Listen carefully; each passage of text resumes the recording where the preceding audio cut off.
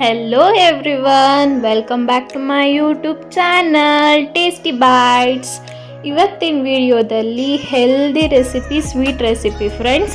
ಕರ್ಗಡ್ಬು ಅಂತ ಸ್ಟಫಿಂಗ್ಗೆ ಒಳಗಡೆ ಇಕ್ಕಕ್ಕೆ ಇದು ಮಾಡ್ತೀವಲ್ಲ, ಹೋಳಿಗೆ ಮಾಡ್ತೀವಲ್ಲ, ಸ್ವೀಟ್ ಹೋಳಿಗೆ, ಒಬ್ಬಟ್ಟು ಅಂತೀವಲ್ಲ, ಅದರಲ್ಲಿ ಮಾಡುವಂಥ ಸ್ವೀಟ್ ಇದು.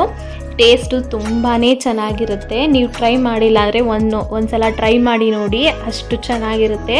ಒಬ್ಬಟ್ಟು ತಿಂದೇ ಇರೋರು ಇದು 100% ತಿಂತಾರೆ. ಬಿಸಿ ಬಿಸಿ ತಿಂತಾ ಇದ್ರೆ ಯಮ್ಮಿ ಆಗಿರುತ್ತೆ, ಸಖತ್ತಾಗಿರುತ್ತೆ ಫ್ರೆಂಡ್ಸ್. ಒಂದ್ಸಲ ನೋಡಿ ನೀವು ಹೇಗೆ ಮಾಡೋದು ಅಂತ ನೋಡೋಣ ಬನ್ನಿ. ಮೊದಲನೇದಾಗಿ 1 ಕಪ್ಪು ಚಿರೋಟಿ ರವೆ, 1 ಕಪ್ಪು ಮೈದಾ ತೊಗೊಂಡಿದ್ದೀನಿ. ಚಿಟಿಕೆ ಉಪ್ಪು ಹಾಕ್ಕೊಳ್ತಾ ಇದ್ದೀನಿ. ಅದನ್ನು ಒಂದು ಬಟ್ಲಿಗೆ ಹಾಕ್ಕೊಳ್ತಾ ಇದ್ದೀನಿ. ನೋಡಿ, ಚಿರೋಟಿ ರವೆನು ಮತ್ತು ಮೈದಾ ಒಂದೇ ಸಮ ತೊಗೊಂಡಿದ್ದೀನಿ. ಮತ್ತು ಚಿಟಿಕೆ ಉಪ್ಪು, ಯಾವುದೇ ಸ್ವೀಟ್ ಮಾಡಬೇಕಾದ್ರೂ ಒಂದೇ ಒಂದು ಚಿಟಿಕೆ ಉಪ್ಪು ಹಾಕ್ಕೊಂಡ್ರೆ ಸ್ವೀಟು ಟೇಸ್ಟು ಎನ್ಹ್ಯಾನ್ಸ್ ಆಗುತ್ತೆ ಫ್ರೆಂಡ್ಸ್. ಅದಕ್ಕೋಸ್ಕರ ಚಿಟಿಕೆ ಉಪ್ಪು ಹಾಕ್ಕೊಳ್ತಾ ಇದ್ದೀನಿ. ಅದನ್ನು ಒಂದು ನೀರು ಹಾಕ್ಕೊಳ್ದಿರ ಒಂದ್ಸಲ ಮಿಕ್ಸ್ ಮಾಡ್ಕೊಳ್ತಾ ಇದ್ದೀನಿ. ಎಲ್ಲ ರವೆನು ಮತ್ತು ಮೈದಾ ಮಿಕ್ಸ್ ಆಗಬೇಕು. ಅದನ್ನು ಒಂದ್ಸಲ ಮಿಕ್ಸ್ ಮಾಡ್ಕೊಳ್ತಾ ಇದ್ದೀನಿ. ನೋಡಿ, ಫುಲ್ಲು ಕ್ಲೀನಾಗೆ ಮಿಕ್ಸ್ ಮಾಡ್ಕೋಬೇಕಾಗತ್ತೆ. ಉಪ್ಪು ಎಲ್ಲ ಮಿಕ್ಸ್ ಆಗಬೇಕು. ನೋಡಿ, ಈ ರೀತಿ ಇದೆ. ಈಗ ನೋಡಿ, ಸ್ವಲ್ಪ ನೀರು ಹಾಕ್ಕೊಂಡು ಕಲಿಸ್ಕೊಳ್ತಾ ಇದ್ದೀನಿ.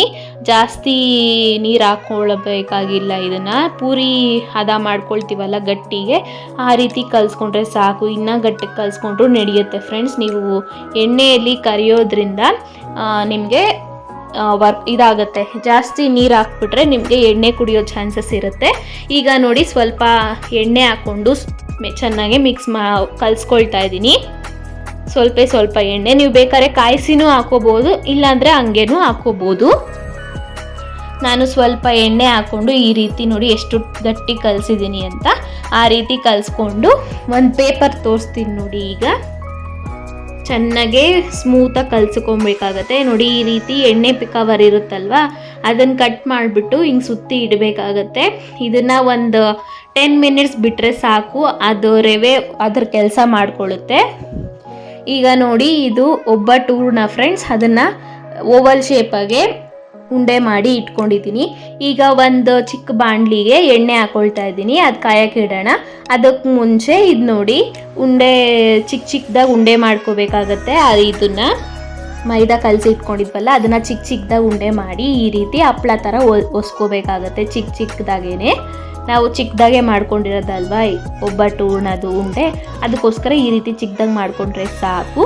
ಈಗ ನೋಡಿ, ಅದನ್ನು ಮಧ್ಯ ಇಟ್ಟು ಸ್ಟಫಿಂಗ್ ಥರ ಮಾಡಿ ಆ ಕಡೆ ಈ ಕಡೆ 2 ಸಮ ಬರೋ ರೀತಿ ಈ ಥರ ಮಾಡಿಸ್ಕೋಬೇಕಾಗತ್ತೆ. ಸಮ ಬರೋ ರೀತಿ ಮಾಡಿಸ್ಕೊಂಡು ಹಂಗೆ ಪ್ರೆಸ್ ಮಾಡಬೇಕು. ಸ್ಮೂತಾಗಿ ಮಾಡಿ, ಜಾಸ್ತಿ ಟೈಟಾಗಿ ಮಾಡಬೇಡಿ, ಸ್ಮೂತಾಗಿ ಮಾಡಿ. ಅದಕ್ಕೆ ಪ್ರೆಸ್ ಆದರೆ ಸಾಕು. ಈಗ ನೋಡಿ, ನಾವು ಕಡುಬಿಗೆ ಎಲ್ಲ ಮುರುವಿಕ್ತೀವಲ್ಲ, ಆ ರೀತಿ ಮುರುವಿಕ್ತಾ ಇದ್ದೀವಿ. ಈ ರೀತಿ ಮುರುವಿಕ್ಬೇಕಾಗತ್ತೆ. ಅದು ಒಳಗಡೆ ಸ್ಟಫಿಂಗು ಈಚೆ ಬರದೇ ಇರೋ ರೀತಿ ಮುರುವಿಕ್ಬೇಕಾಗತ್ತೆ ನೀವು. ಇಲ್ಲಾಂದರೆ ಎಣ್ಣೆಗೆ ಬಿಟ್ಕೊಳ್ಳೋ ಚಾನ್ಸಸ್ ಇರುತ್ತೆ.